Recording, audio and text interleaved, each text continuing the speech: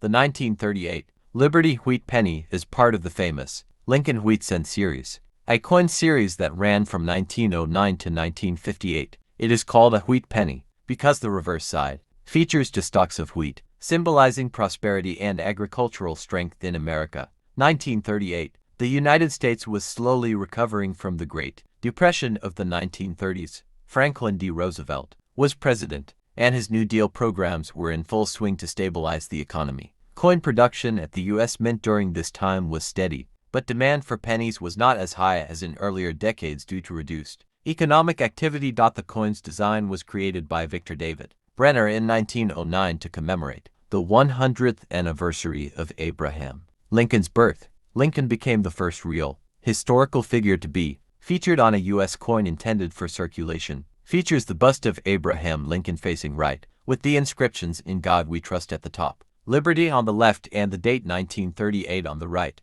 Displays the words 1 cent and United States of America framed by two wheat stalks, with E pluribus unum out of many, one at the top. The 1938 wheat penny was struck at 3 mints. Philadelphia No Mint Mark largest production, Denver D Mint Mark moderate production. San Francisco S Mint Mark lowest production. More sought after by collectors. The 1938 wheat penny was made from 95% copper and 5% tin and zinc. Each coin weighs 3.11 grams and measures 19.05 millimeters in diameter. These coins were widely used in everyday transactions during the late 1930s and early 1940s. Due to the economic conditions, people tended to hold on to their coins longer, and fewer high-quality uncirculated examples survived. Circulated examples are common and worth only a small premium over face value. Uncirculated and mint state coins can be worth $5 to over $100, especially if they have sharp strikes and red road. Original luster. The 1938 TES and 1938D in high mint state are scarcer and command higher prices. The 1938 wheat penny represents the tail end of the pre-World War II coinage era. Just 3 years later, the U.S. would enter World War II, which changed coin production dramatically, including the temporary removal of copper from cents in 1943. For the steel penny, some known collectible varieties include doubled, die obverse, doubling on the date or lettering, repunched mint marks, RPM common for 1938D and 1938S. Off-center strikes and die cracks increase value among era collectors.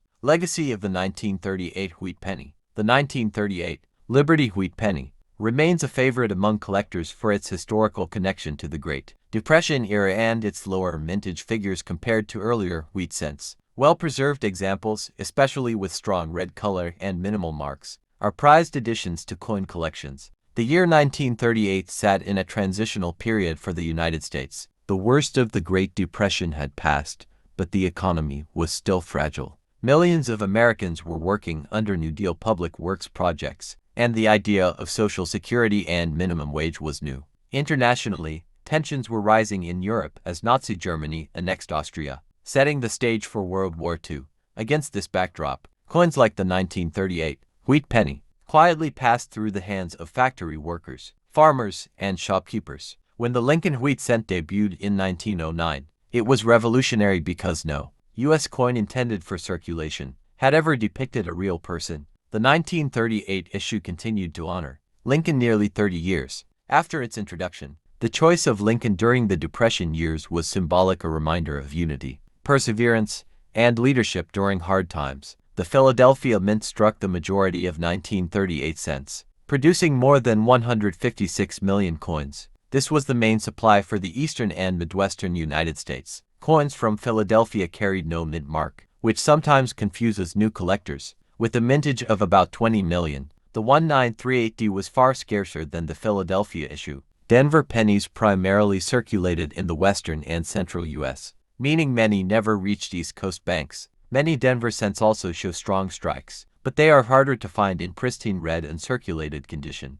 The 1938S was the lowest mintage of the year at just over 15 million coins. San Francisco pennies were mostly used along the Pacific coast, and because of heavy usage, high-grade survivors are scarce. This makes them particularly desirable to collectors. The 1938 wheat penny's 95% Copper composition came from both domestic mining and imported sources. At the time, the U.S. imported copper from countries like Chile and Canada. Just a few years later, copper would be considered too vital for the war effort to use in coins, leading to the 1943 steel cents. Victor David Brenner's portrait of Lincoln was inspired by a photograph taken by Anthony Berger in 1864.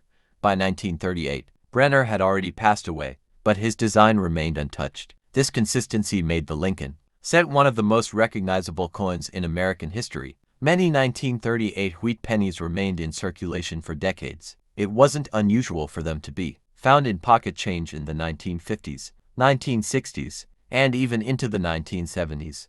The durability of copper, along with Americans' habit of saving pennies for a rainy day, meant they often lived long lives. Before being retired from circulation, during the 1930s, coin collecting was growing as a hobby, but it exploded after World War II. People began looking back at older wheat cents and the 1938 issues, particularly the Denver and San Francisco mints, became key pieces for completing collections. Collectors also hunt for 1938 double dies, where letters or numbers appear double. Thank you for watching. Like and subscribe.